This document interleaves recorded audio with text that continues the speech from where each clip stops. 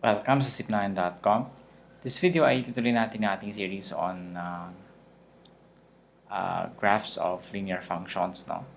And kung makikita ninyo dito sa ating Cartesian plane ay meron tayong graph ng y equals 2x. And titignan natin kung ano ba yung effect ng adding a number or subtracting a number from the function. No? Ano ba yung effect nun sa function at ano ba yung effect niya sa graph. So let's have 2x plus 3. No? So sa 2x plus 3, tingnan natin, siguro we will plot a few points. For example, 0. Pag x natin ay 0, ito yung x natin. No? X natin ay 0, ang y natin ay 3, di ba? So ito yan. Also, pag ang x natin ay 2, ang y natin ay 7. Pag ang x natin ay 2, ang y natin ay 7. And another point, pag x natin ay negative 2, ang y natin ay, what's our y? Negative 1. Negative 2, negative 1. Actually, hindi natin kailangan i-plot lahat ng points, no? Kasi ang kukunin natin is yung graph ng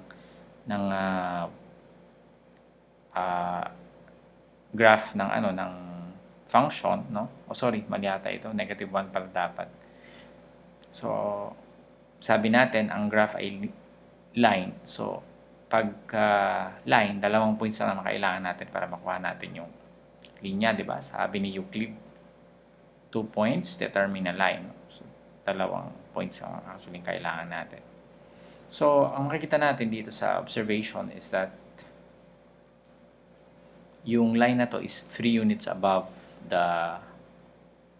this line, no? 3 units above. Pag nag-plus 3 ka, itinaas niya ng tatlo, no?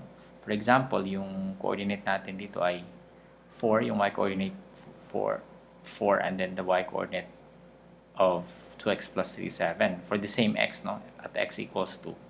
Yung isa 4, yung isa 7. So, tinaas niya. Also, from here, 0, naging 3 siya. And from here, negative 4, naging negative 1. So, pag nag-add ka ng number pala na positive, tinataas niya yung graph niya ng kung ano mo yung in-add mo. For example, here, 3, tinataas siya ng 3 units, no? Also, kung makikita ninyo, yung plus 3 dito, tsaka yung 3 dito, at 0, ibig sabihin, at 0, 3, nag-add, nagpa-pass through siya at 0, 3, which is, ang tawag natin dyan is the y-intercept. Ibig sabihin, ay dumadaan siya sa 3, no? Y equals 3. Natignan natin yung y equals 2x minus 2, no? So, siguro maghanap tayo ng tatlong points again, or kahit dalawa. So, we have at x equals 2, nandun tayo sa 2 rin, no? Pag 2, nasa 2 rin tayo. So, 2, 2. Oh, this is supposed to be green.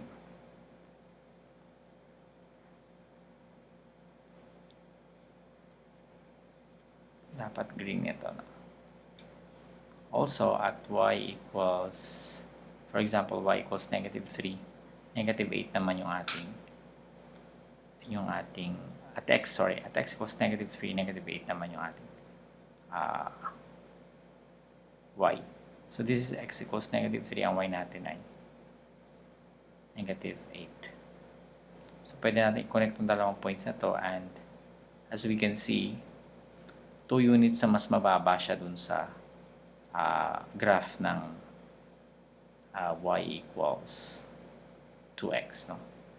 So, yung una natin kanina, pwede natin lagyan ng label, y equals 2x plus 3. This is y equals 2x plus 3. At siguro lagyan na rin natin ng kulay para ma-identify natin. Pati yung linya, no? Supposed to be red. And also here, we have y equals 2x minus 2.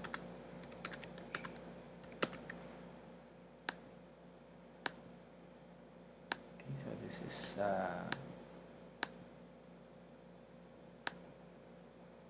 supposed to be green. No?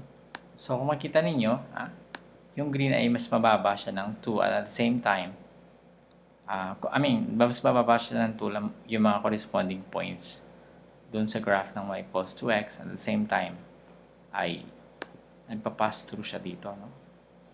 So, y equals negative 2. So, kung ano man yung minus natin dito, yun din yung coordinate dito.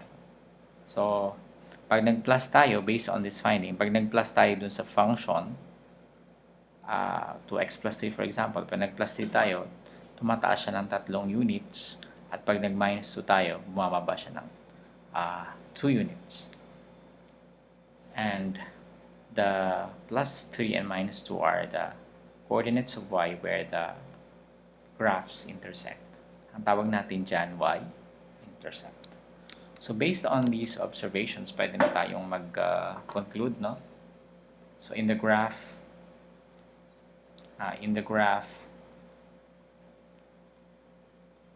y equals ax plus b, no? B is the y-intercept.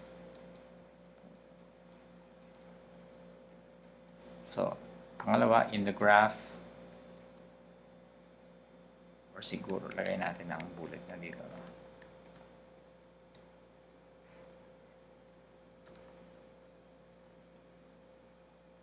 So, B is the y-intercept.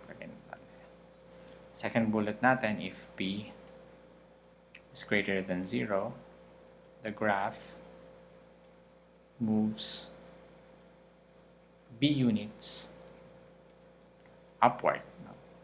Tumataas yung graph, no? Tinatranslate niya pataas. Tawag natin yung translation. If B is less than 0, the graph moves B units downward. Okay? So, I think that's yan yung ating ma-generalize based dun sa ating mga observations dun sa graph natin kanina.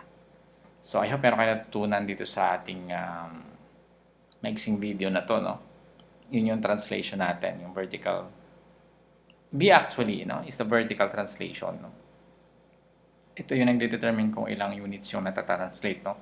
Ibig sabihin ng natatranslate is na move yung graph either upward or downward, no? Depende sa kung ano yung i-add natin dun sa B. Pag minus, pababa. Pag add, pag addition, pataas.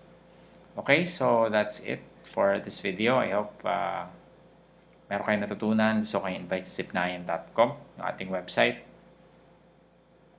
zipnayan.com. And of course, pwede kayong mag-subscribe sa ating YouTube channel by clicking the subscribe button below the video. Okay, maraming salamat and see you in the next tutorial.